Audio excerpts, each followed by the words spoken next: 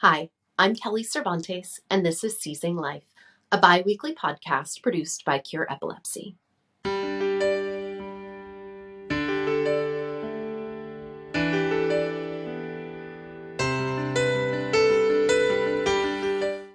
This week on Seizing Life, we revisit several of the compelling conversations from the past year in our Best of Seizing Life 2021 compilation episode. Alyssa Moore spoke with us about her son Cormac's long and difficult treatment journey following his epilepsy diagnosis at the age of 9. You get an epilepsy diagnosis off the cuff, this prescription for Keppra, and you're sent home. How did he respond to the medication? Really not well. I do Which remember isn't that unusual with Keppra. I mean, it works wonders for some people, and for others, there's major behavioral side effects. You're exactly right. I mean, we experienced an unreal change in his behavior and no corresponding change to the seizures. I mean, the seizures continued. We had one massive seizure per week, and Keppra did not touch that. But I saw this little guy who, if before he might have said, I'm going to throw this shoe at you, now it was like, I'm throwing this shoe at you. And by the way, I'm going to go get a baseball bat and I'm going to break the chair and I'm going to throw, his behavior went from what I could defend as maybe typical 9-year-old boy anger to, okay, we've got a serious problem here and he's dangerous. You have 3 other children in the house. Absolutely. And I mean, I felt like we had to protect ourselves from him. It was just really sad. It was like a band-aid was ripped off his brain or something, and all the inhibitions that he had worked hard in his life to kind of create were gone. And throughout this, you don't have a pediatric neurologist to consult. Not really. I mean, once they said after that second ER visit we needed to have a pediatric neurologist, I did connect then with the person that had seen us as a favor on that first day, and she became our treating neurologist. But by his maybe 4th seizure, she referred us up to an epileptologist. But I was shocked that he would have these big seizures, and I would call, and I was still new to it. And I mean, I think you're probably, no matter how new to it you are, these are always upsetting, and you're always feeling, confused of what should I do, and you just want to talk to a medical provider. I was shocked that it was literally like, well, just up the dose. And I couldn't believe that, when you have an infant and the infant has a situation, the pediatricians have you come in. So it was just a different, I guess it could be the difference in having a chronic condition versus an otherwise healthy child that maybe has an ear infection. But I was desperate for somebody to see him either after he had a seizure so they could say, okay, maybe Keppra isn't right. Maybe we shouldn't just keep upping the dose. So once we got that referral to the epileptologist, I felt a little bit better. I also want to highlight something that you mentioned that I certainly didn't know. I learned as we were going through the motions that not every neurologist is an epileptologist. Every epileptologist is a neurologist, but that there is a major difference there between someone who specializes in seizures, who can read an EEG, who understands, triggers and the pharmacology of it, versus someone who treats headaches and Completely. other neurological conditions. We were admitted to the EMU, and this physician, to her credit, instantly said, we need to order a genetic test, because I'm here the whole time. Like, I don't understand, why haven't we done an MRI? I mean, should we do a CT? Have we done blood work? Have we truly uncovered every stone? We're at, 5 to 6 major 5-minute long tonic-clonic seizures. Why do I have zero answers still? And why isn't anyone taking this with a sense of urgency? I realize it's not your child, but I mean, we had a completely neurotypical child up until April 17th of 2019. And it's like, oh, no big deal. I'm not a stranger to the healthcare system. I come from a family of physicians. I feel very comfortable in healthcare. And here I was completely unable to push the ball forward to get answers. We were with an epileptologist at a level 4 unit The doctor ordered this genetic test and said, okay, Kepra's not working. We'll move over to Depakote. And by the end of that stay, had also added ethosuximide, with her theory being that he was having absence seizures that were leading to these tonic-clonic seizures. And at this point, if the first seizure was April, we are now end of June. And she was happy to report that the genetic test had come back and he had an SCN1A mutation, which is the mutation that is most commonly referred to as that can have Dravet syndrome.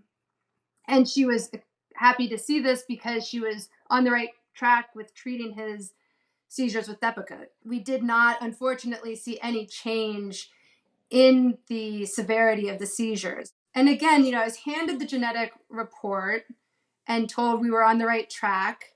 And I started doing, with the Facebook online groups, which have been really, really helpful and really informative. So July 1st, my son threw up and wasn't quite himself. And we chalked it up to like the 100-degree heat here in Charlotte.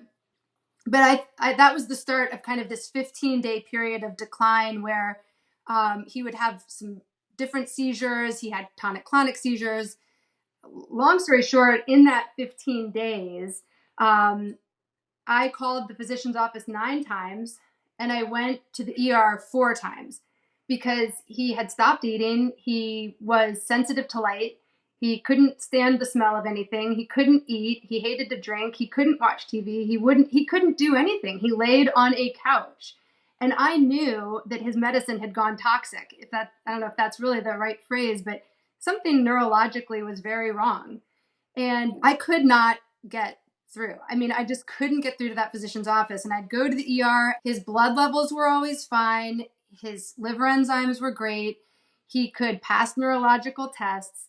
But I just knew something was wrong. So I called my dad, and my dad's an academic physician at Wake Forest. And I'm close with, we have a great relationship, but I hadn't wanted to really lean on him or put him in a position with his colleagues that was awkward.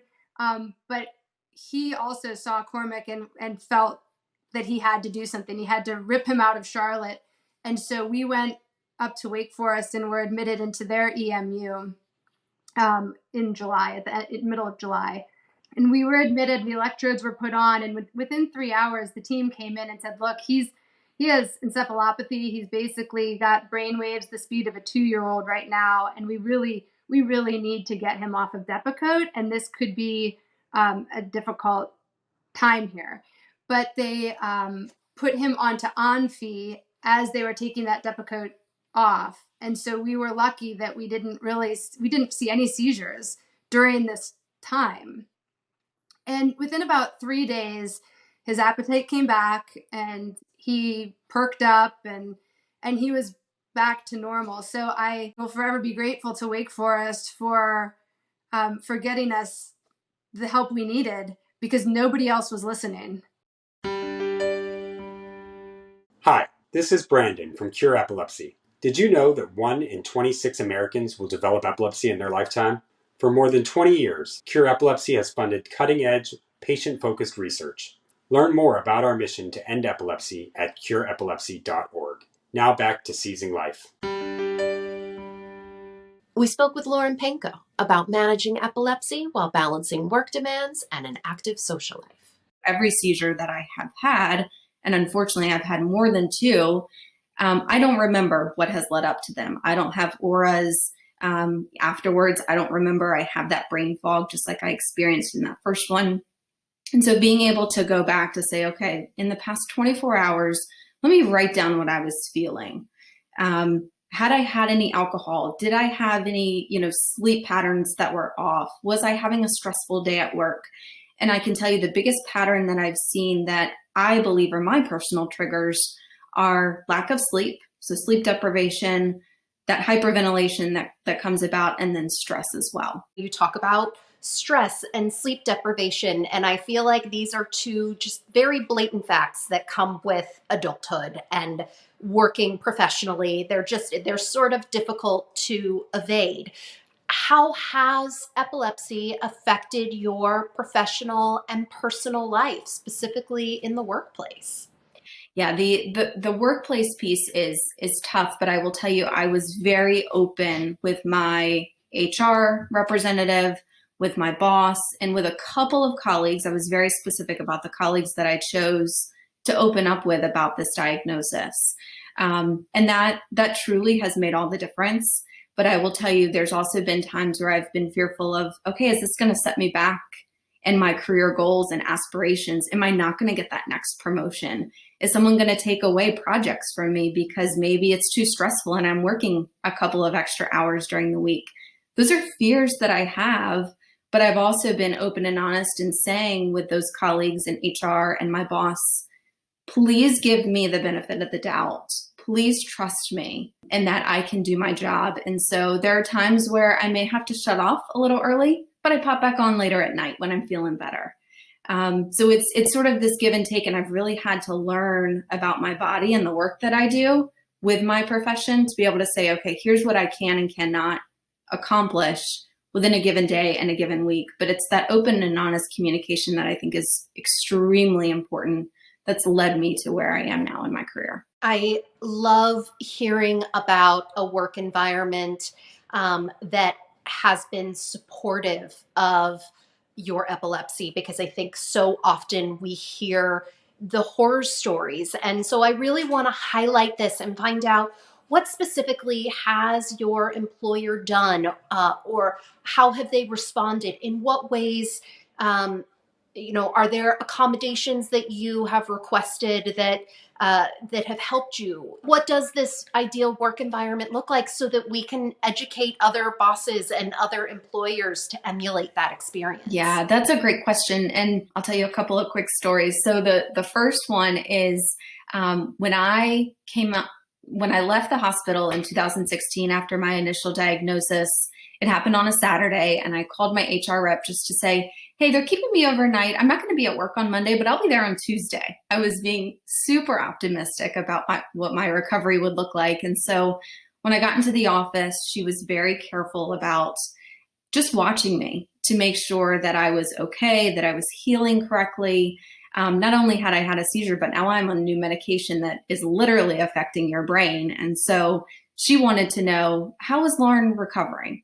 So she came with me to a couple of meetings. She was there just to watch and not be an intruder, but just to make sure I was okay. And that was so calming. But also what she said to me is at about 11 a.m. on that Tuesday that I returned, she said, Lauren, you do not look well. I need to take you home. And so she immediately helped me pack up my bags and she drove me home. And so that ability for someone to recognize in an employee, you are not doing well and I need to stand up for you if you're not going to yourself. Because I was never going to be the one that says, I need to go home. She did that for me. And I will forever be grateful for that. The next thing that happened is I shared with you that I lost my license for about 6 months. And so what that meant is I was leaning on my fiance, his family to drive me to and from work, but they had to do that around their own schedules. So I was coming to work early. I was leaving late because I was trying to accommodate them instead of being a burden. And so what ended up happening is I was saying hello with my breakfast and saying goodnight with my dinner to everyone at work. And they were like, Lauren, you're supposed to be careful about the hours that you're working and the time you're putting in, because this is so hard on your body right now. What can we do to help? And they blatantly asked for that. And I said, one of the things that I would love your help with is maybe looking at a regular Uber or Lyft service. I'll pay for it. But I just need your help and support in saying at 9 o'clock, I'm going to come in, and at 4 o'clock every day, I'm going to leave. Help me set those boundaries. And they did an amazing job with that. And in fact, I will say they actually went above and beyond in getting me a car service every single day. That's really incredible. Now, have you had the experience of having a seizure at work? And if so, how was that received? Yeah, so that actually has happened. It happened about 3 years ago. We, as an organization, get together. It's a lovely experience at the beginning of every year to plan for the upcoming calendar year. There's about 150 of us that gather in Princeton, New Jersey, where our corporate headquarters are. And we're there together for about 3 days to train in a room together. And on the very last day, And I think that this was a result of me being stressed in preparation for the meeting and tired from all of the, events that happen at this sort of kickoff meeting. I had a seizure in my chair and I fell over onto one of my colleagues, and she called out for our chief medical officer, who happened to be in the room. Our CEO cleared the room with all of the other 100 individuals.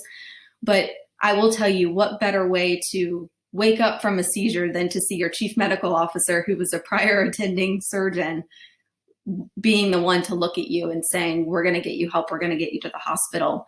However, at the same time, though, having a seizure, a grand mal seizure in front of 100 of your colleagues is extremely embarrassing.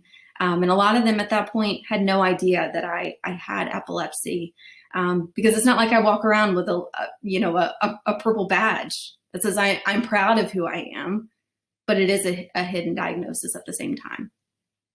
Absolutely. So, Lauren, how is your epilepsy managed now? Are your seizures under control? Is there medications or diet or different things that you have found that have worked better for you?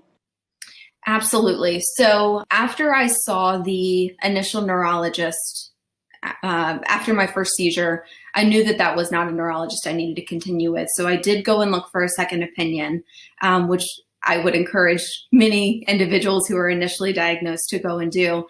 I would even go as far as to say is, even if you like the first neurologist you see, to still go and get a second opinion, just because there are so many unknowns. I'm so sorry. I will let you continue, but I think that is such an important point to make. Thank you. So I did go get that second opinion, and I am so glad that I did, because the bedside manner was completely different. My care was completely different from that point on. And so we looked at things like diet and exercise and mindfulness. And I do follow a new diet now. So I'm gluten-free. I am dairy-free when I can be, but I will tell you, I enjoy some Ben and Jerry's every now and then. But, one of the most amazing things that neurologist, who I still see to this day, told me is that we are not going to let epilepsy define who you are in your life. And it was such a profound statement that it's almost like the billboard of what's in the mirror staring at me every single day, to say, I can manage this. There are some things that in my life are different now. So I am on Keppra. I'm on medicine every single day. I have to, watch my social life and some of the alcohol intake that I have, the things that I eat, how late I stay up at night. So there are some differences, but I will tell you, making those differences also makes me feel healthier. So all of it together is sort of this package of this new Lauren, but I don't look at it in a bad way. These are great changes that I've had to make, and I do feel healthier every single day when I wake up. John Sadler spoke with us about undergoing brain surgery after living with epilepsy for more than 40 years, and how this experience led him to a new calling as a counselor to fellow epilepsy patients and their families. In your 40s, you decided to undergo brain surgery. It's a big decision to undergo as an adult. I mean, it's a big decision to do regardless, but I think especially as an adult when you're established. Well, not only established, but I had 2 sons. I was married, had 2 boys, and they actually helped me make that decision. They didn't want me to have the surgery, but there were times, like my oldest at the age of 2 recognized my seizures. Some of his first words were, "Uh-oh, Daddy," when I clapped my hands trying to kill a fly, because that was, in my partial seizures, I would do this. And that's some of his first words. So that was kind of like, whoa. And then another time, when he was older, he was about 13, I was driving him back from a scout camp and had a seizure while driving. And when I came out of the seizure, I was so happy I had my foot on the brake. And then as my peripheral vision came back, I realized it wasn't my foot, it was his. Oh my gosh. And had we gone another 100 feet, we would have plowed into some trees and stuff at the end of the road. And he had no seatbelt on. So, I was like, wow, I really have to take care. I mean, I was taking care of myself as best I could. My neurologist worked with me. They helped me out. New medications were coming along instead of a breakthrough seizure. They put me on Dilantin plus another medication. And finally, the doctor said, we're out of medications. And my doctor finally said, you need to go to Johns Hopkins. So I went over to Johns Hopkins, and my internal medicine doctor had me have an MRI of my head. And first day I walked in and showed it to the doctor there. And Dr. Krause looked at it and said, there's the location. We know where your seizures are coming from. That must have been a bittersweet moment, because here you know that you are eligible for surgery, but that also means, oh my gosh, you're eligible for surgery. Surgery, right. So, he gave me a whole list of ways we could treat it, and got it more medications and all that. And I was like, no, let's head towards surgery. So the big question then was, what was the surgery going to do to me? And they said, look, it's so much damage in that part of your brain, we don't think you need to worry about it. So I had the surgery done, and the day after, Dr. Krause came into my room and he said, John, what's 100 minus 7? And I looked at him and I said, what's 100? Here I'm an engineer, okay? So I'm like, finally I said, this number just appeared in my mind. I said, 92. And I said, no, that's not right. And it took me a little while, and I got to 93, and then he goes, minus 7. I'm like, I have no idea. My memory was still there, but having taken out the hippocampus on the left side, that's like the RAM in a computer. That was the RAM to access the information in the front of my head. My mind now had to track a whole new way to get there. So the information was still there, you just had to find the new road to get there. That's So it. how long did that take for you to recover those lost abilities? A total of 9 years. Wow. Fortunately, where I worked, they had a big evaluation that had to be done on a project, and that involved all the numbers and everything. And they said, John, we don't care how long it takes you, but you go to it. What would have taken somebody 3 weeks took me 3 months. But the more I was doing it, the more I was learning, the more I was rewiring my brain. The biggest thing that happened to me, though, is I started meeting other people with epilepsy.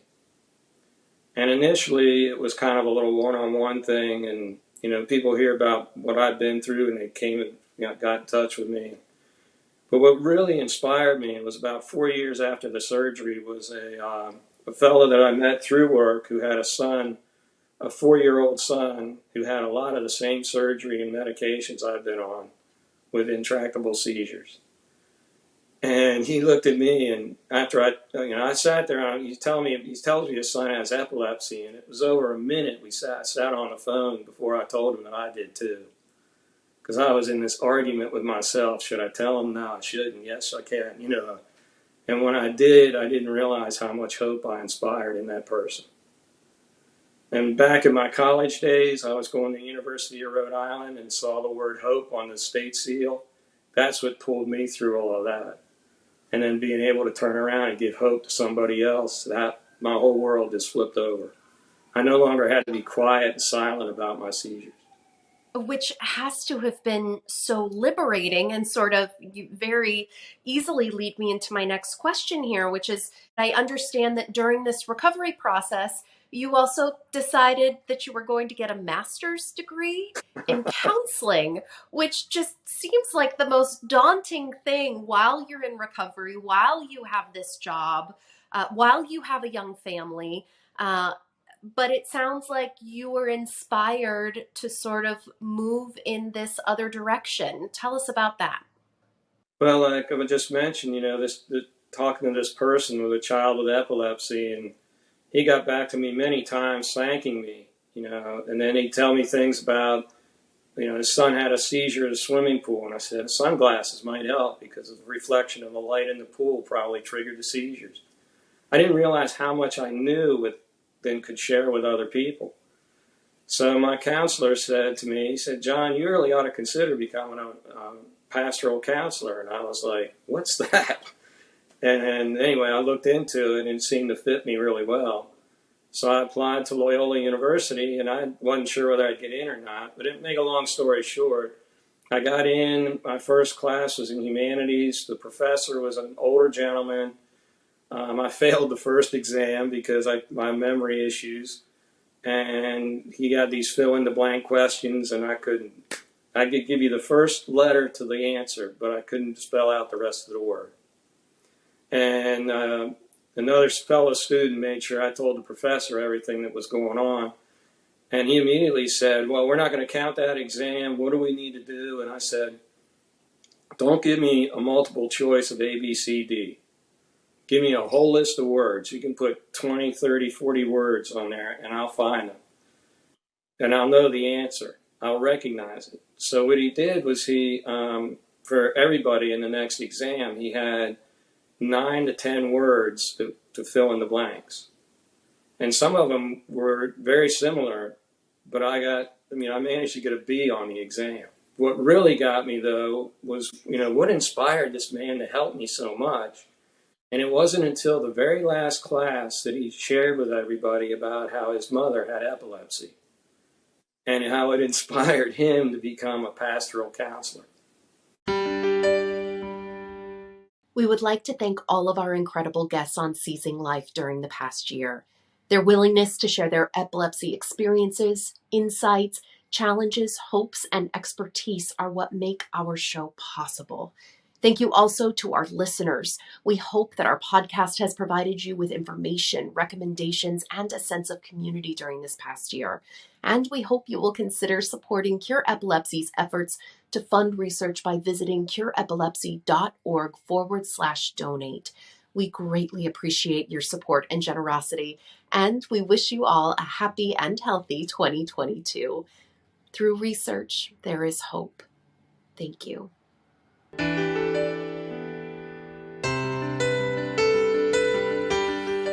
The opinions expressed in this podcast do not necessarily reflect the views of Cure Epilepsy. The information contained herein is provided for general information only and does not offer medical advice or recommendations. Individuals should not rely on this information as a substitute for consultations with qualified healthcare professionals who are familiar with individual medical conditions and needs.